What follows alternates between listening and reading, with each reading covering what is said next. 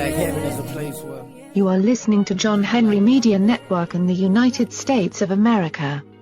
The Raw and Ready Consciousness Distribution Center. This is a special audio piece called Hidden Colors Number 1 about the early United States. Don't forget to follow us, share us, or leave us a much needed and valuable comment. Download any of our free episodes as often as you like.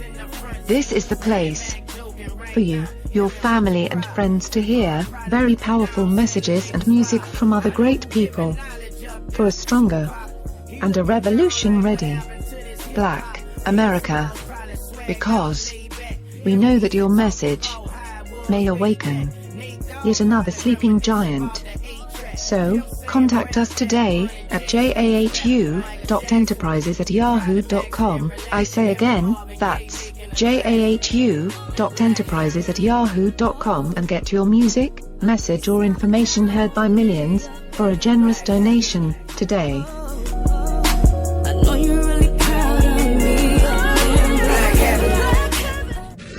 A lot of the founding of America was based on Moorish science.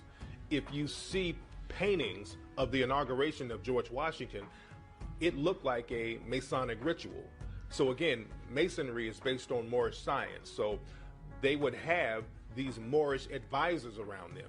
If you look at old paintings of George Washington, you will see George Washington standing next to a black man with a turban. And remember, when you see the black man with the turban, that's a Moor. That's not a slave. See, people automatically assume that black is slave, but slaves didn't wear no turbans. Because remember, slaves weren't allowed to practice no Islam or any other kind of religion except Christianity. So when you see that turban, that's a black man. And there's a few pictures of George Washington and other people with Moors or black men with turbans standing next to him. When you see that, just know that those are Moors. The Lumbee and the Melungeon people, these were an aboriginal tribe of people who were living in the Americas, and they came over, and a lot of people act like they don't know where they came from because they were classified as free people of color. And there were other groups called red bones. This is where we get calling a light-skinned person a red bone. These are old terms, and these people had come over before Columbus. They've been over for a long time. And again, the Melungeons were almost classified as black or Negro, but they called them free people of color. And in some circles, they did classify the Melungeons and the Lumbees as Negro. Abraham Lincoln's mother came from a Melungeon background, and people were very aware of this back then. When they were running against Abraham Lincoln in the campaign, his opponents would use that information and try to use it against them. Because remember, back in those days, in order to insult somebody or in order to stain somebody's image, you just had to say they were Negro, or they were mixed with a Negro, or they had a Negro background. And they would do that with Abraham Lincoln. There's old pictures in newspapers of Abraham Lincoln dressed up like a Moor. They would call him Abraham Africanus. Benjamin Banneker, he was a black man who created the first known almanac. He helped design the city of Washington, D.C. He was a descendant of the Dogon tribe of West Africa, very well versed in astrology. Well, his name itself, he was a Moor also. He was the first one that started the almanac. He was a Moor. In fact, there's a book by Charles Cerami on Benjamin Banneker. In fact, what's interesting about Benjamin Banneker is that they trace his ancestry back to the Dogon people of Mali. That what Benjamin Banneker is best known for is his knowledge of agriculture and astronomy. In fact, he was the one that wrote the first Farmer's Almanac. Basically, when you're watching your weather report on the news today and they tell you what the temperature was in 1920, that's the Farmer's Almanac. And he was the one that was able to codify, write down how to deal with the earth according to the seasons. See, Benjamin Banneker and L'Enfant were building Washington, D.C. And what society attempts to tell you is that that Benjamin Banneker had a photographic memory, and he did. Not to take that from the brother. But L'Enfant did not build Washington, D.C. because whoever built Washington, D.C. had to have been a master astronomer. Because Washington, D.C., as our brother Tony Browder has shown us, is laid out according to the heavens. But not only did he know astrology, but he had a photographic memory. And he studied the plans of the previous architect and knew where everything was in his head, and finished Washington, D.C. from his head. Benjamin Banneker also was the first one to really bring the clock, as we know it today, to its highest form. The clock that we use is a watch, okay? Now, a lot of folk not going to admit this, but what is that big clock called in London? It's called Big Ben. It's named after Benjamin Banneker. But nobody wants to admit this. During slavery, there was something called the Seminole Wars. There were many slave rebellions in this country that a lot of people don't talk about. In the 1800s, there were really a lot of slave rebellions, and people were very nervous about what was going on, what had gone on in Haiti, because Haiti had made themselves independent by having a big slave uprising. There was the Nat Turner Rebellion in the early 1800s. People were still shook about that. You had the Denmark Vesey. He was going to have a slave rebellion in South Carolina. That got foiled, but they had up to 9,000 people ready to put in work. So a lot of people were very nervous about slave rebellions in this country. The Seminole War, it was a war of Native American and black people mixed together, calling themselves Seminoles, because there's no such thing as a Seminole Indian. A Seminole Indian, it's a made-up term. A Seminole basically means runaway by definition. A lot of black people were fighting for their freedom.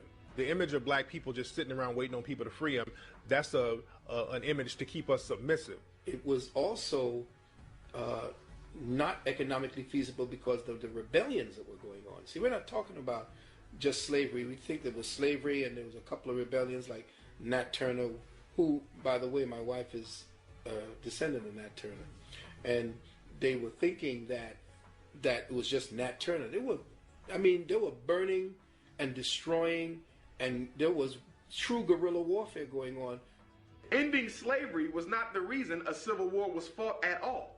The Civil War was fought to bring the South back into unison with the North and to destroy the economic advantage that the South had had due to slavery. They cared nothing about the lives of black people. They cared nothing about the way that we were treated. They cared nothing about African life. It was not about protecting us because they had somehow waken up and realized that we were human beings too. No, the South was growing too powerful. Capitalism started to rise. But what began to happen is that in capitalism rising, it began to stifle capitalism because capitalism demands, as an economic system, that people are always trying to rise to the higher. They're competing. Competition fuels capitalism. But if you could buy an African for $300 and then pay somebody for 20 years $300 a year, which would you do? You'd buy someone one time for $300. But that's going to stifle capitalism, because what's going to happen is there's going to be no competition, because what European is going to compete for a job that they could buy an African to do? So the North said, look, enslavement of African people is stifling capitalism. And so the South said, so what you want me to do?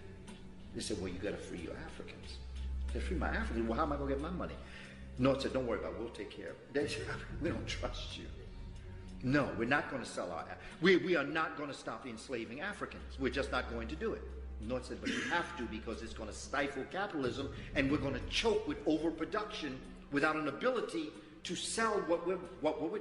South said, but that's not my problem, because I can sell my raw materials any place in the world. The North said, but then what would happen to us?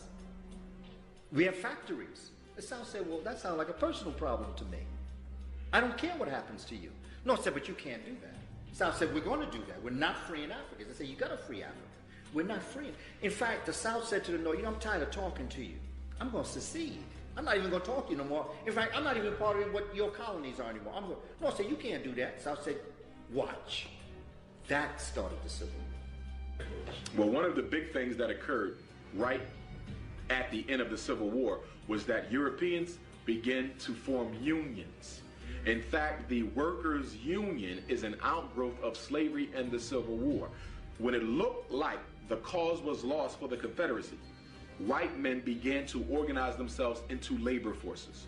Why did they do this? Because you are about to see 2 million enslaved Africans set free who have skills that equal or supersede your own, who would now be able to compete and vie with you for contracts and livelihood. That was a significant area of concern for white men. Okay, so if I was a European who was looking for work, couldn't find any because it had already been hired up to the slaves of a certain master. So when the Civil War came about and when slavery was about to end, that intensified. Because now slaves will be aggressively looking for work because when slavery ended, they had nothing to which they could claim their own to make a living. So that bothered Europeans, and they set up agreements, okay, with those who had industries and those who had stores that you could only hire someone who was white who belonged to a particular labor's union. In fact, some of the first unions were started right here in Pennsylvania. And a lot of black people fail to realize the origin of the union. The union is nothing but a collective force of white people who are protecting jobs for themselves and keeping them away from black people. The fight came that after slavery ended, we had jobs, which is what you mentioned earlier, that we were starting to get it together because we had skills. It was the white man that didn't have any skills because we're the ones who had been forced to work. The black man had. And so part of that destruction during all that Jim Crow and everything was fighting against the brothers who were trying to be in business and who were trying to work. And that fight between the black man and the white man about the construction business has continued down to today, which is why you can go into a city like Cincinnati and in Philadelphia where the black population is over 50 or 60%. And the white contractors own 99% of all of the jobs in the city. And that's nationwide. And they've kept us out of it. They've kept us out of the unions. This is what that was. But it was the black man who used to have all of the skills for building. We were the contractors, our people. Abraham Lincoln himself said, if I could keep Africans enslaved and preserve the Union, I would do that. Abraham Lincoln didn't want to free African people. He had to because of capitalism, because he saw what was happening. But look at the mean trick. Let's continue the story. Now you have Africans that are free, who are part and parcel of America, who deserve not just a break, but they need a little bit more because they built America and made America what it was. So between 1865 and 1877, we have what's called the Reconstruction period, where black folk were going out, going to school, graduating, becoming doctors, lawyers. They were speaking Greek, Latin, better than people who taught Greek and Latin. They were going in, becoming senators, they were becoming congresspeople, they were becoming part of the world arena. Europeans got scared. So what did they do? They started an organization that would attack black folk. It was called the Tea Party. No, not the Tea Party. It was called the Ku Klux Klan. I'm sorry. I'm jumping up in history here. They're going to start to pass laws where segregation is going to exist, because they don't want Africans to be able to take the jobs that are going to be fueled by capitalism. So what do? They said, bring me your weak, your poor, your homeless. Bring me your sick, your ignorant. And that's when the immigration came. And that's who got the jobs that were supposed to go to black folk. A lot of people don't know the original design for the Statue of Liberty was a black female. As a matter of fact, in a museum in New York, you can see the original design of the Statue of Liberty, which is a black woman. When the French artist created the Statue of Liberty, it was supposed to represent the end of slavery. On the original model, there were chains on the hands and feet, as we know. When the statue got to America, they wanted to erase any references to slavery from the statue, but the artist really fought to keep the chains on there because this is your art. You don't want people tampering with your art. And if you look, the chain is still on the foot of the Statue of Liberty to this day. Well, the story was that it was a gift of the French to the slaves, and that the original statue had the picture of a black woman, the original model for it, and it had a distinctly African face. But it was Europeanized because the people in the United States did not want to have a black face sitting up there in their harbor, so they carved it out in France. They had to go back to the drawing board and remodel the face after the what they call the patron saint of Manifest Destiny. So the patron saint of Manifest Destiny, that's her face on the what they call the Statue of Liberty, which was transposed from the African face. In fact, you see the patron saint of Manifest Destiny in the symbol for Columbia Pictures at the beginning of the movies. That's the patron saint of Manifest Destiny. Post-slavery Africans were consolidated. They were more together than ever. Segregation gave them the necessity or created a necessity for them to maintain a type